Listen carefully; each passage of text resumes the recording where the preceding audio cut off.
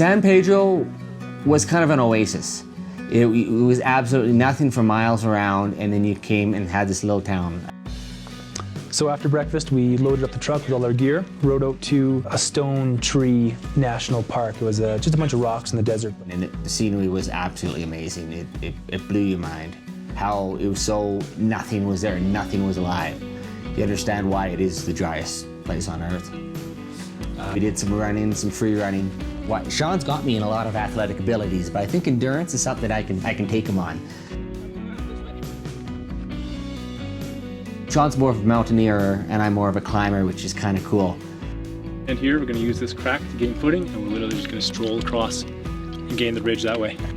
I kind of found this really sharp and jagged rock, not even rock, salt face to climb up, which was really fun and amazing. And it was quite something. You look down and you're like, I don't want to fall, because not only are you going for a long tumble, that salt is sharp. Even when I finished, I had blood coming out of my legs. Many little time I brushed against it. The view once we got there was rewarding, because I don't think many people could have climbed it the way we did. It wasn't impossible or out of my comfort zone, but it was something you need to be knowing what you do.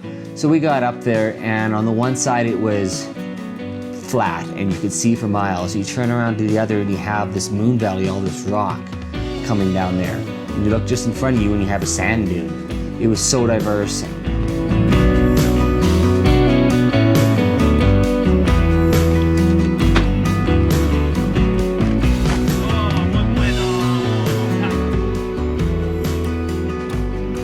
Sean, do you ever fart? Thinking no one understands English, so they don't know what I just did, because I farted in English, not Spanish. It's an English fart?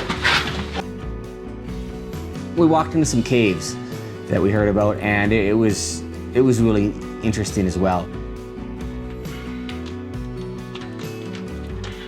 We kind of finally found this more shaded place that we're getting deeper into it, and finally a place that had almost no light. And coming up upon that, we spotted a vent. It wasn't very big, and Sean kind of jokingly challenged me to go up it. I think you should actually do it. I will absolutely clap for you if you do that. Short answer, no. Rock. It surprised him a little bit that I did take the challenge up to go there, and it was tough because, again, there was lots of that sharp salt, so it would dig and cut into you, but the only way to climb properly was to kind of hold yourself against it. So it was kind of a physical challenge to be able to put up with that. Sean! Come on up here! Yeah, quit messing around. Let's go. Take your water.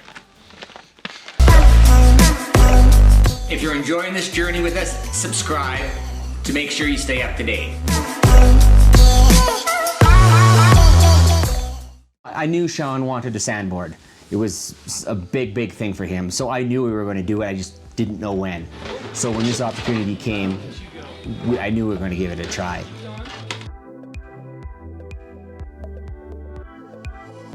We walked into this valley and we saw the sand dune and you saw some footprints on it. You're like, well, there we go. So as we're walking up to it, we came around another corner, and then all of a sudden there was this massive sand dune that dwarfed the other one, absolutely dwarfed it. And to top it off, the wind was howling and the sand was kind of coming up it with a storm in the back. It was intimidating, but also exhilarating at the same time. Walking up that ridge of the sand dune, I enjoyed it actually. I've heard people complain, say it's so challenging, so tough, but I think I liked it for that reason. I think the thing that made me the most excited was watching Sean, because Sean was genuinely excited. I figured Sean would probably crash many times, and if I just take it slow, I would win our little bet. It didn't work out. I did make it down the first time flawless, and Sean did not, but he failed with such splendor. I can't compete with that. He failed with far more splendor than I did succeeding. He's the kind of guy that I don't know if he's just not scared or if he just pushes himself. It was a clean run right to the bottom. So it was a fail. That's how you know you're alive.